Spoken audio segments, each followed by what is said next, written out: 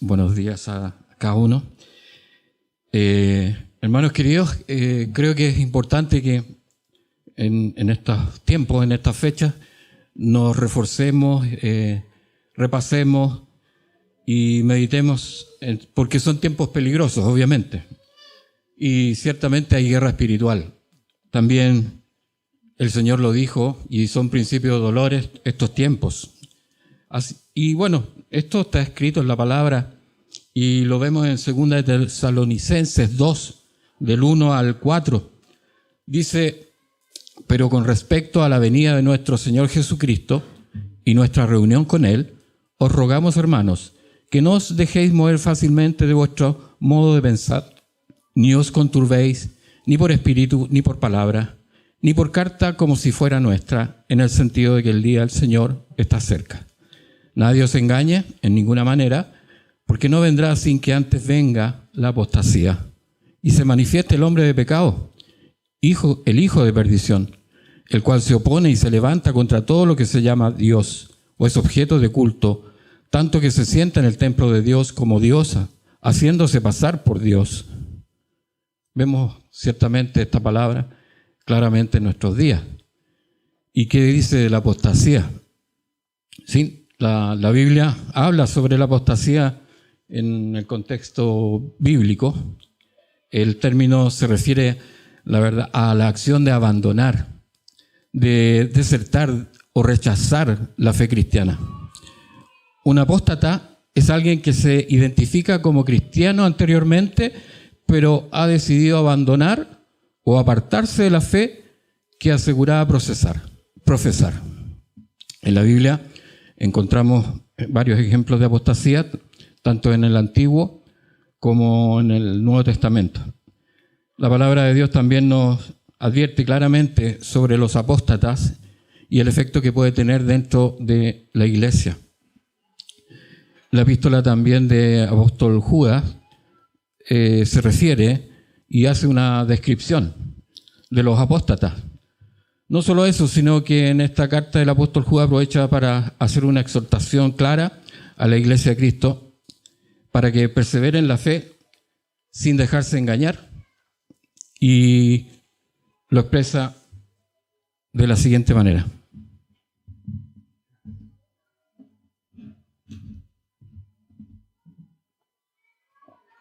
Judas 1, del 17 al 21.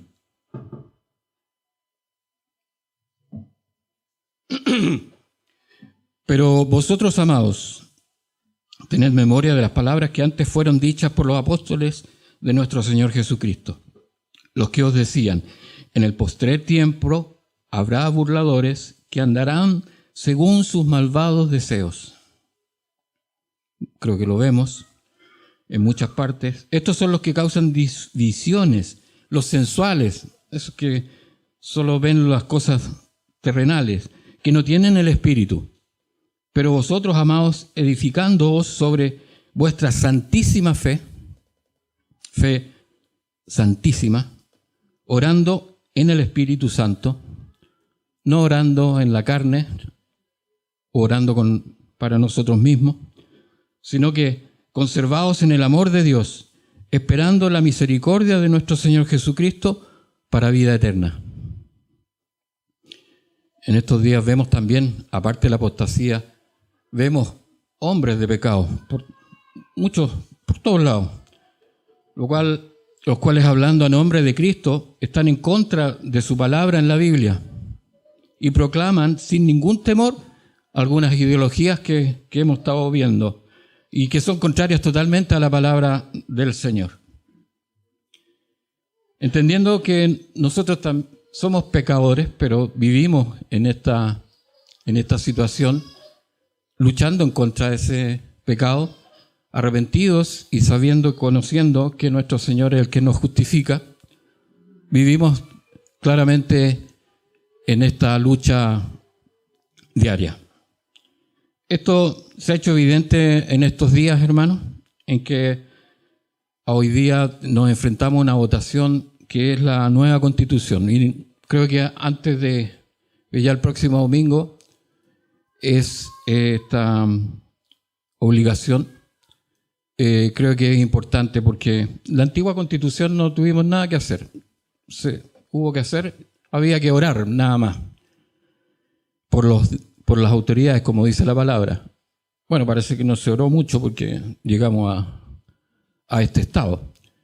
Y la verdad que llegamos a esta situación y hoy día sí nos convoca a que cada uno dé su voto y se declare en favor o en contra de esta Constitución.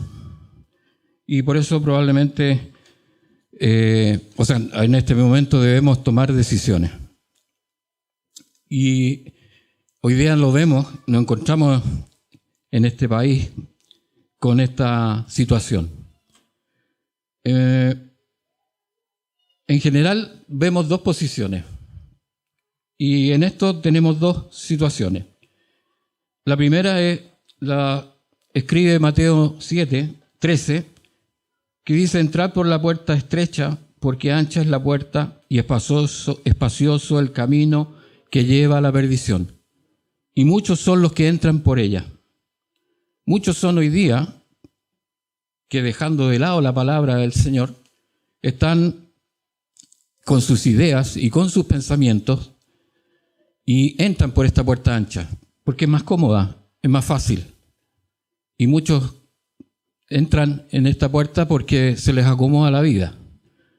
Hoy día hay unos pocos que dejamos de lado nuestros pensamientos y nos sometemos en verdad a la palabra del Señor.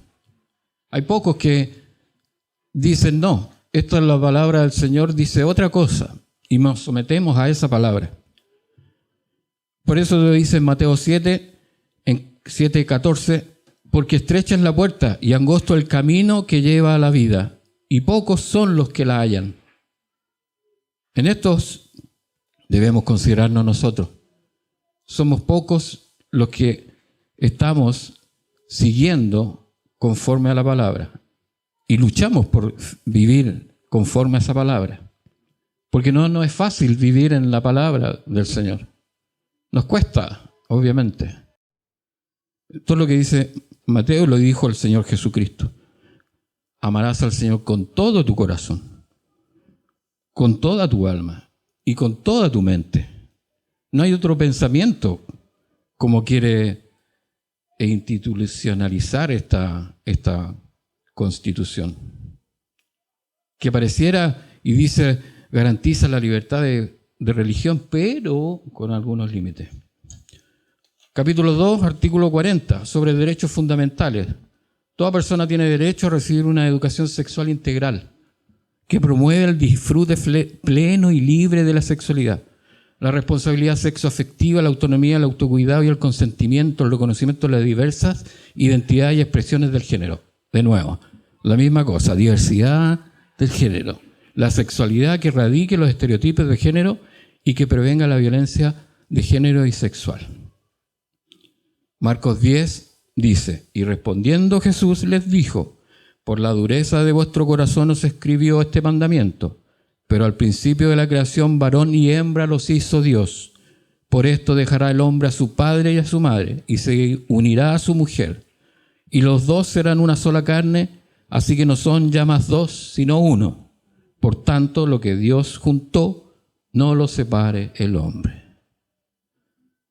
Entonces, ¿cómo puede votar un cristiano si Marcos 10, el Señor Jesucristo dice esto? No hay diversidad, no hay libertad, no hay todo eso. Capítulo 2, artículo 61, inciso 2, sobre derechos fundamentales y garantías. El Estado asegura a todas las mujeres y personas con capacidad de gestar una interrupción voluntaria del embarazo y maternidad libre. O sea, mañana la mamá no quiere ser mamá, no hay problema, no hay problema. Salmos 139, porque tú formaste mis entrañas, tú me hiciste en el vientre de mi madre. Te alabaré porque formidables, maravillosas son tus obras. Estoy maravillado y mi alma lo sabe muy bien. No fue encubierto de ti mi cuerpo, bien que en oculto fui formado y entretejido en lo más profundo de la tierra. Mi embrión vieron tus ojos y en tu libro estaban escritas todas aquellas cosas que fueron luego formadas, sin faltar una de ellas. Está hablando del código genético. El libro que dice aquí es que estaba escrito el código genético, el ADN, para que después sobre ese ADN fueran todas las cosas formadas que están en nuestro cuerpo. Esto está escrito entre 500 y 1000 años antes de Cristo. ¿Cómo es posible? Y recién ahora, estas cosas, la ciencia las pudo demostrar. Más la palabra ya lo decía desde antes. 500, 1000 años antes de Cristo, ya hablaba del código del ADN. Maravillosa es la palabra del Señor. No quiero entrar en mucho detalle con el ADN, el ácido y todo eso, porque está claro para todos que el código del ADN es eso. Es un código sobre el cual, sobre esas cosas, sobre ese código, se crean todas las formas del ser viviente.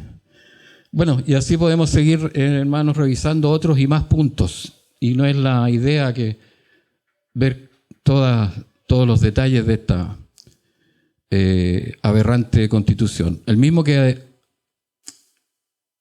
tentó a nuestro Señor Jesucristo, ciertamente es el que inspira a este mundo. El Señor lo dijo, este es el príncipe de este mundo, como dominaba desde el principio, ¿no es cierto? En el Apocalipsis lo llama la bestia, que dominaba desde el imperio egipcio, babilonio, después medo-persa, el griego, el romano, hasta nuestros días, en los distintos organismos mundiales. Él está gobernando, este príncipe. El enemigo está reinando. Por eso sabemos que esta guerra es espiritual, ciertamente. Lo podemos verificar en estas cosas, que las estamos viendo, están delante de nosotros en este día.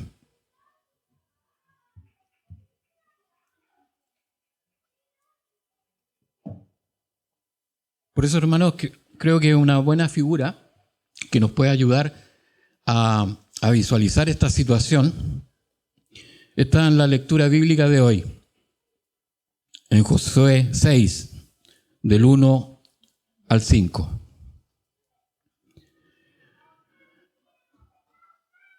Ahora Jericó estaba cerrada, bien cerrada, a causa de los hijos de Israel. Nadie entraba ni salía.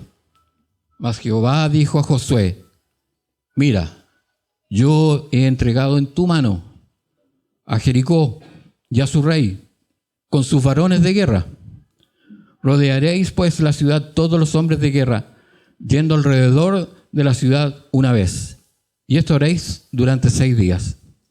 Y 7 sacerdotes llevarán 7 bocinas de cuernos de carnero delante del arca, y al 7º día daréis 7 vueltas a la ciudad, y los sacerdotes tocarán las bocinas.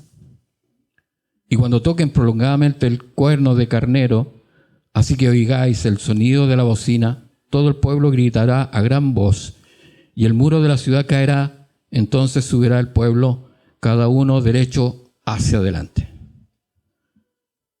Muy bien, vamos al versículo 1, y dice: ahora Jericó estaba cerrada, bien cerrada, a causa de los hijos de Israel. Nadie entraba ni salía. Sabemos ciertamente que hoy el mundo se levanta en contra de todo lo que es de Dios. Hoy el mundo tiene especial cierre al cristianismo. Está como en posición de guerra, lo hemos visto. Todas estas fundaciones, organismos, movimientos, todo es contra netamente el cristianismo. Y así lo dice en 2 de Tesalonicenses 2, 4, el cual se opone y se levanta contra todo lo que se llama Dios o es objeto de culto, tanto que se sienta en el templo de Dios como Dios, haciéndose pasar por Dios. Lo vemos, estas iglesias en Roma, que habla de un ecumenismo, que habla de la paz, de la cosas que se sienta como pareciera que fuera de Dios.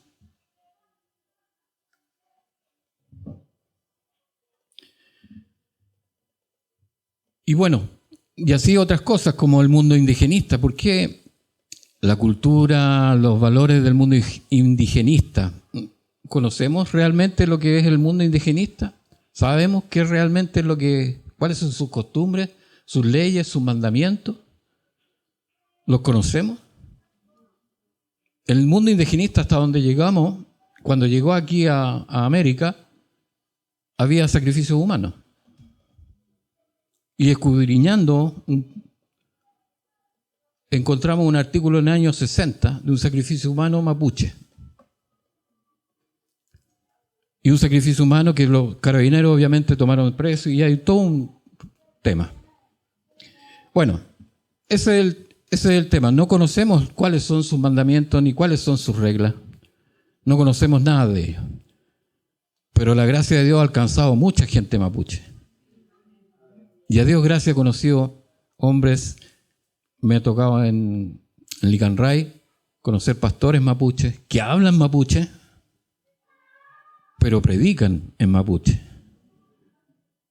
Hombres muy valiosos, llenos del Espíritu de Dios y amados en el Señor.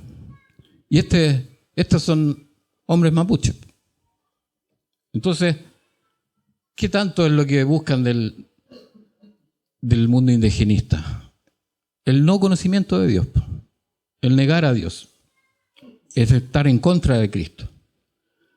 Y por eso es que están, en este sentido, tan apertrechados, tan violentos en contra.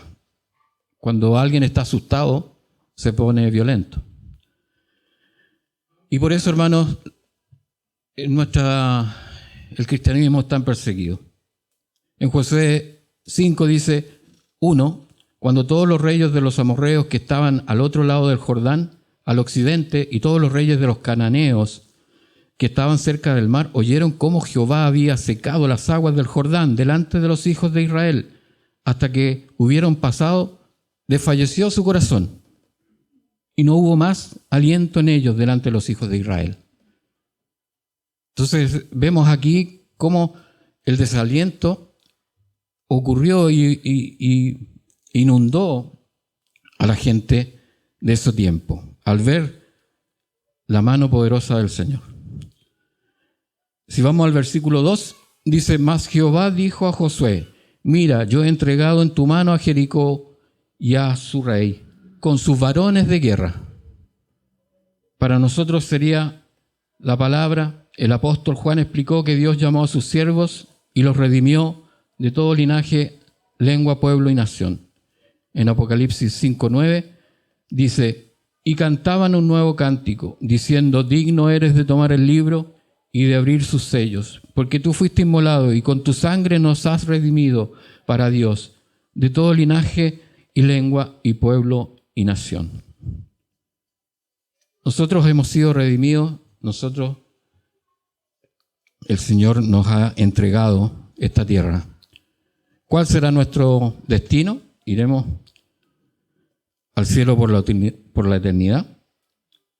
Juan lo explica en el versículo Apocalipsis 5:10.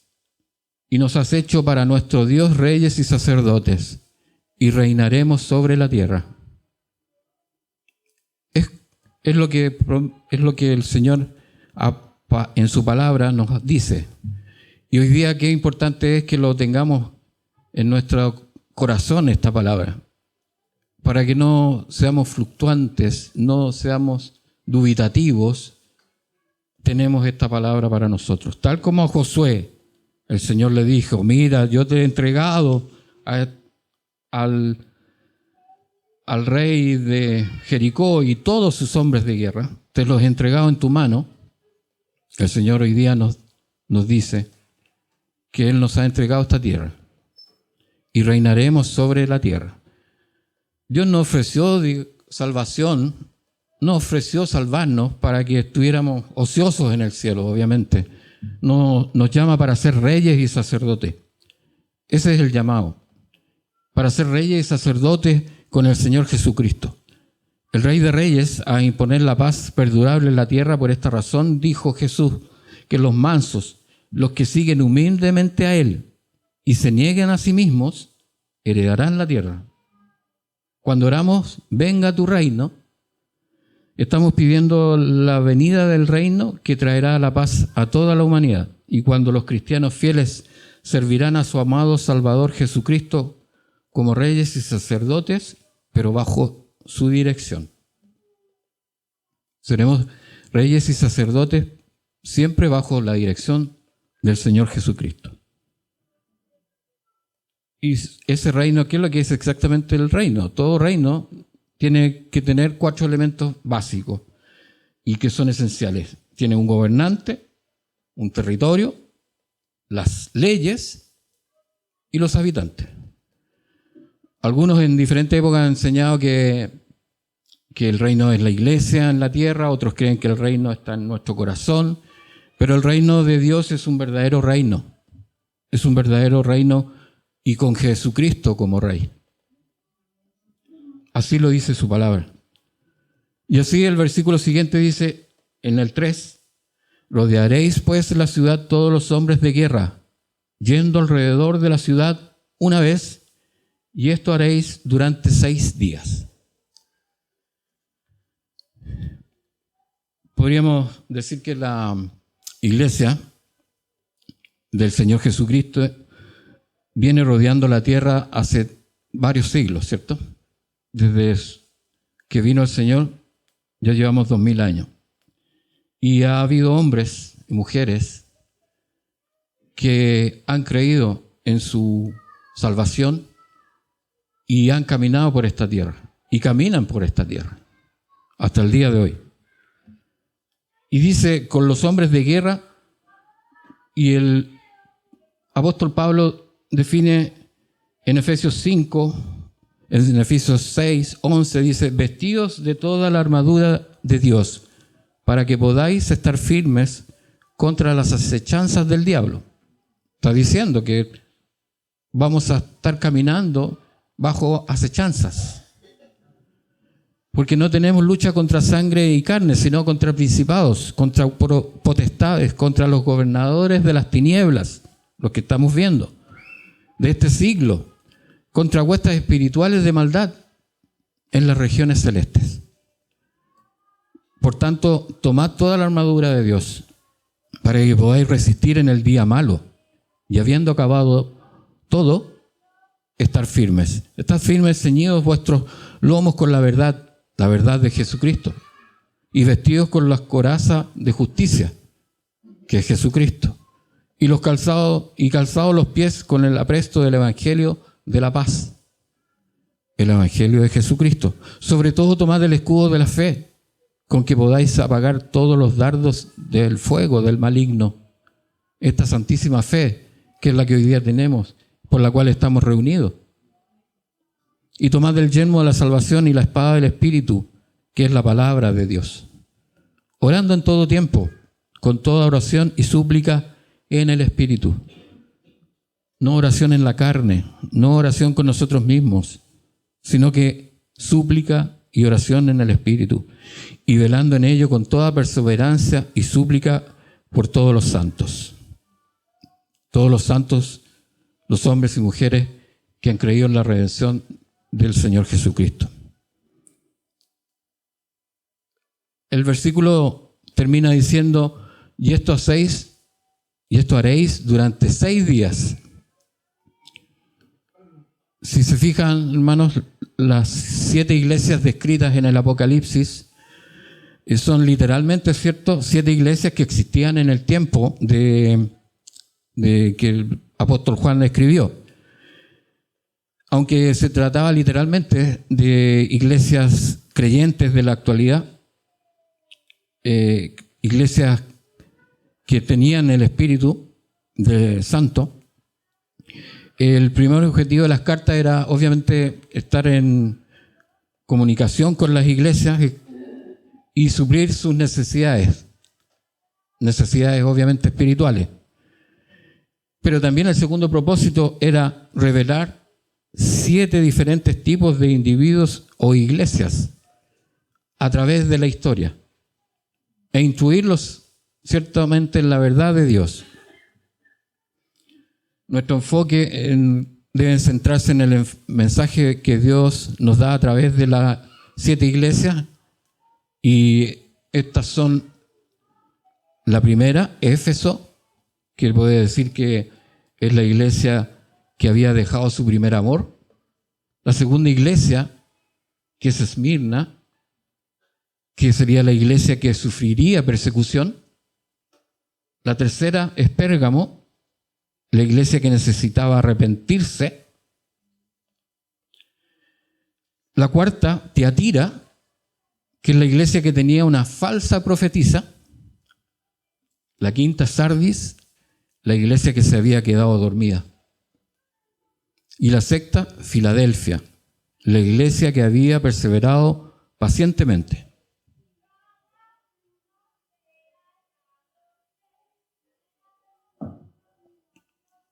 Llevándolo a la lectura bíblica, podríamos decir que estas 6 iglesias son estas 6 vueltas, estos 6 días, ¿cierto? Estos 6 días que hubo que dar vuelta alrededor de Jericó. Ya se cumplieron estos 6 días, porque obviamente estamos en el 7º día. Siguiendo con el versículo, dice: y 4 o 7 sacerdotes llevarán 7 bocinas de cuernos de carnero delante del arca, y al 7º día daréis 7 vueltas a la ciudad, y los sacerdotes tocarán las bocinas. El primer uso del número 7 en la Biblia se relaciona con la semana de la creación, ¿no es cierto? Génesis 1.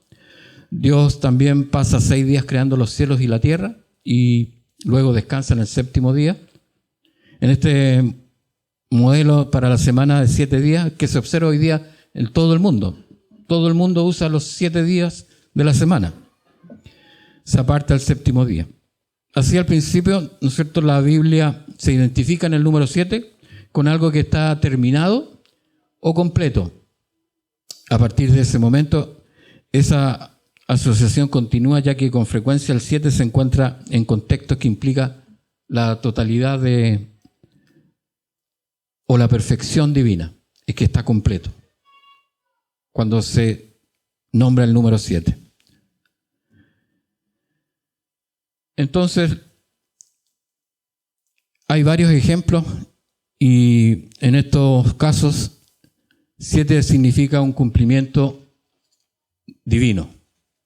Es un cumplimiento que está en la soberanía de Dios. Y es así como llegamos al 7º día.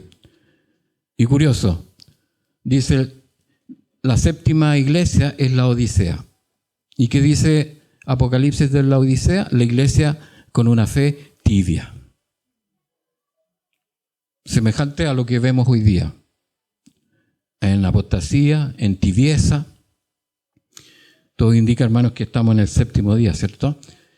Es probable, no sé si estaremos en la 7ª vuelta o en la 6ª vuelta, pero que estamos en el 7º día es muy probable. O sea, es así. No sé en qué vuelta estamos, pero de pronto este mundo va a ser juzgado. Y de repente, así como lo mostraba la clase de los niños, estando de repente, de un día para otro, José fue sacado de una cárcel y hecho gobernador. Así de repente, de un día para otro. Y tal como los sacerdotes tocaban trompeta delante del arca, del pacto, ¿no es cierto? Nuestra tarea como sacerdotes y todo el pueblo cristiano es que proclame y que toque trompeta del nuevo pacto, del Evangelio de Jesucristo, de nuestro Señor Jesucristo. Haciendo una analogía, si se quiere, nosotros podríamos decir que nuestro pacto, nuestra arca, es el nuevo pacto en Cristo Jesús. Y nosotros tocamos trompeta porque vamos proclamando esa palabra. En donde estamos y donde estemos. Cada uno de nosotros está proclamando esa palabra. ¿O no les ha pasado que muchas veces ustedes tocan estos temas y algunos se levantan, se corren, otros escuchan? Pero lo importante es que en el lugar donde estamos proclamemos esta palabra. Terminando la lectura bíblica del versículo 5 dice: y cuando toquen prolongadamente el cuerno de carnero, así que oigáis el sonido de la bocina, todo el pueblo gritará a gran voz, y el muro de la ciudad caerá. Entonces subirá el pueblo, cada uno derecho hacia adelante. Proclamemos a gran voz el evangelio de nuestro Señor Jesucristo, pues Él ha entregado en nuestras manos este planeta Tierra. Lo dice su palabra. Esta es nuestra tarea en estos días, hermanos, para reinar por siempre con el Señor. En muchas veces, en muchas ocasiones vemos, y vale el ejemplo, José estuvo encarcelado y guardado, y fue en fe que se mantuvo, ciertamente. A veces nosotros estamos encarcelados en distintas cosas, en un problema, en una enfermedad, en cualquier tipo de ansiedad de repente, nuestras propias ansiedades, y nos sentimos encarcelados en estas cosas. Sepamos que el Señor está esperando que perseveremos en esta fe santísima que Él nos ha dado. Esta es nuestra tarea en estos días para reinar por siempre con el Señor. Y por eso es tan importante, hermanos, que lo podamos visualizar, entender, entregar en el corazón que grande es esta fe que nos va a llevar prontamente al reino y al único reino eterno que estará en la tierra. Es importante que lo meditemos y lo repasemos siempre, porque nuestra carne normalmente nos saca de este conocimiento, nos saca de esta palabra. Las vicisitudes diarias nos apartan de y el corazón no percibe, no hace carne estas palabras. Sea, hermanos, que aliento para que podamos estar resistiendo en estos días todas estas situaciones, como les comentaba, y seamos claros, no tengamos tibieza en manifestar nuestra fe en que el Señor Jesucristo viene pronto a reinar. Oramos, hermanos. Jehová de los ejércitos, te alabamos, Padre, porque maravillosas son tus obras. Tu iglesia dice: ven, Señor Jesús. Porque tu palabra dice que en un abrir y cerrar de ojos, con voz de mando, con voz de arcángel, con trompeta de Dios, tu iglesia será tomada, transformada y puesta delante de ti para alabanza eterna de tu nombre, en el nombre de nuestro Señor Jesucristo. Cantaremos nuevos cánticos, los redimidos del Cordero, de todo linaje, lengua, pueblo, nación, al único que es digno de tomar el libro de la mano derecha del que está sentado en el trono y quitar los sellos. Al que está sentado en el trono, al Cordero, sea todo honor, gloria, alabanza y poder por los siglos de los siglos. Amén. Amén. Amén, hermanos.